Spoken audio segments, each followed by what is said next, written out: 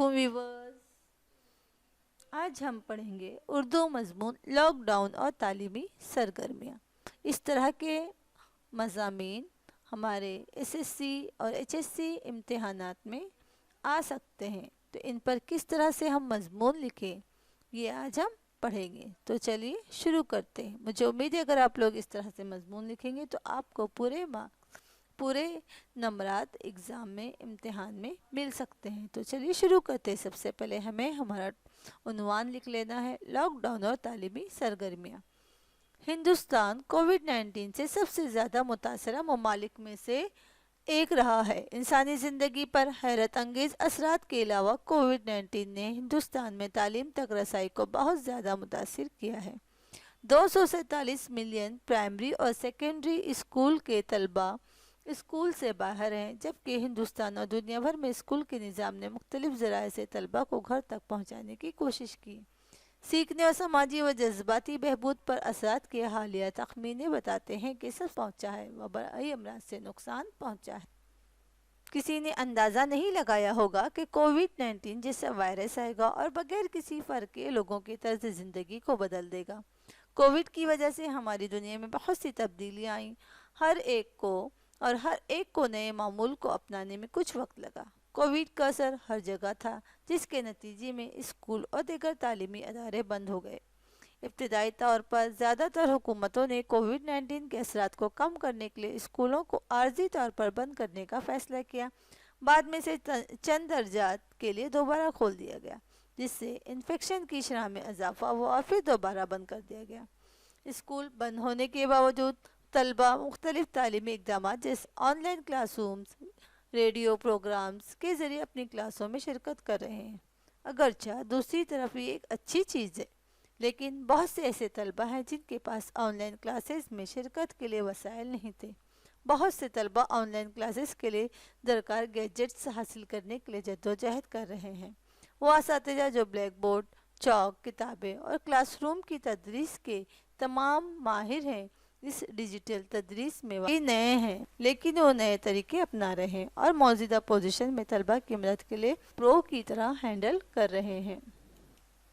در حقیقت اسکولوں کی بندش نے تعلیمی نظاموں کو ریموٹ لرننگ کے مختلف طریقوں جیسے ریڈیو، ٹی وی اور دیگر مختلف قسم کے آن لائن ٹولز کو تیزی سے وضع کرنے اور لاگو کرنے پر مجبور کر دیا ہے، لیکن اس تعلیمی ٹیکنالوجی ایڈی ٹیک تک رسائی مختلف ممالک میں اور مختلف ہوتی ہے۔ اعلیٰ آمدنی والے ممالک اور کمیونٹیز کے طلبہ کو کم اور درمیانی آمدنی والے ممالک اور کمیونٹیز کے اپنے ساتھیوں کے مقابلے میں آن لائن ورچوئل اسکولنگ تک رسائی کا زیادہ امکان ہوتا ہے۔ اس طرح ایک اہم سوال یہ ہے کہ عالمی اسکولوں کی بندش سے طالب علم کی تعلیم اور اسکول میں ترقی، خاص طور پر کم اور درمیانی آمدنی والے ماحول میں پرائمری اسکول جانے والے بچوں میں کس حد تک متاثر ہوئی ہے۔ مزید اسکولوں کی بندش سے لڑکیوں اور لڑکوں کے درمیان، غریب اور امیر بچوں کے درمیان اور کمیونٹی اور مختلف آمدنی کی سطح والے ممالک میں سیکھنے میں عدم مساوات پیدا ہو گیا ہے۔ خطرناک بات یہ ہے کہ ہر 5 میں سے ایک بچہ ایسے اسکولوں میں داخل ہوا جو اسکول بند ہونے کے دوران کوئی دور دراز کی ہدایت نہیں دیتے، اور یہاں تک کہ جن بچوں کے اسکول نے ریموٹ انسٹرکشن شروع کی تھی ان میں سے صرف آدھے سے زیادہ نے تمام کلاسوں میں شرکت کی۔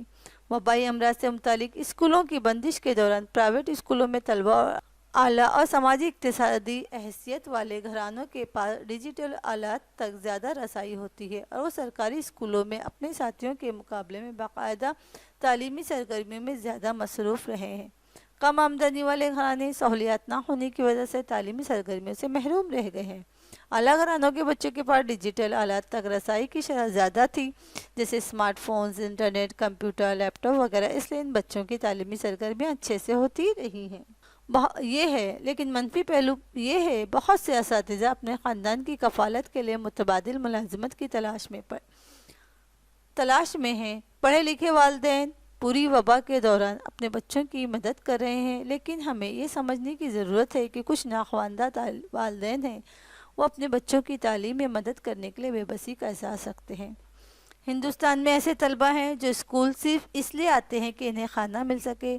عظیم دوپہر کے کھانے کی اسکیم نے بہت سے بچوں کی مدد کی ہے جو اپنی غذائیت حاصل کرنے کے لیے گھر سے کھانا نہیں لا سکتے تھے۔ اسکولوں کی بندش کی وجہ سے بہت سے طالب علموں کو اپنے جینے کے لیے کافی خوراک میسر نہیں تھی۔ کووڈ-19 کے درمیان ہمارے ارد گرد مثبت اور منفی دونوں معاملات ہو رہے ہیں۔ ٹیکنالوجی تعلیم کی راہ کو ہموار کرتی ہے۔ اس طرح طلباء اور اساتذہ کو on line class rooms, vibes, digital امتحانات وغیرہ کے ذریعے عملی طور پر جڑنے میں مدد ملتی ہے، لیکن افسوسناک حقیقت یہ ہے کہ یہ ملک بھر کے بہت سے طلباء کو دستیاب نہیں ہے۔ سب کچھ طلباء کی فلاح بہبود کے لیے ہو رہا ہے تاکہ وہ جان لیوا وائرس سے متاثر ہوئے بغیر گھر میں محفوظ رہ سکیں۔ ہم اس کے لیے تیار نہیں ہیں، لیکن یہ آیا اس لیے ہمیں مل کر اس سے گزرنا ہے۔ لیکن ہمیں انفراسٹرکچر کو اپ ڈیٹ کرنا ہوگا اور صورتحال کو سنبھالنے کے طریقے سوچنے ہوں گے اور وبائی امراض کے درمیان ہر بچے کو تعلیم فراہم کرنے کے بارے میں سوچنا چاہیے۔ اس سے مستقبل میں آنے والی نسلوں کی تعلیمی صلاحیت عمدہ ہو سکے۔ گھر رہو، محفوظ ہو۔ اس طرح سے ہم دونوں تعلیمی سرگرمیاں اس عنوان پر مضمون لکھ سکتے ہیں۔ اگر آپ اس طرح سے مضمون لکھو گے تو انشاءاللہ آپ کو پورے نمرات ملیں گے۔ اگر ہماری ویڈیوز آپ کو اچھی لگتی ہیں تو لائک کریں، شیئر کریں، سبسکرائب کریں اور دوسروں کو بھی ہماری ویڈیوز زیادہ سے زیادہ پہنچائیں تاکہ انہیں بھی فائدہ پہنچے اور وہ بھی اچھی طرح سے امتحانات میں نمبرات حاصل کر سکیں۔ ساتھ میں لگے ہوئے بیل آئیکن کو ضرور پریس کریں تاکہ آنے والی ساری ویڈیوز کی نوٹیفیکیشنز آپ کو وقت پر ملتی رہیں۔ السلام علیکم، پھر ملیں گے اگلے ویڈیو میں۔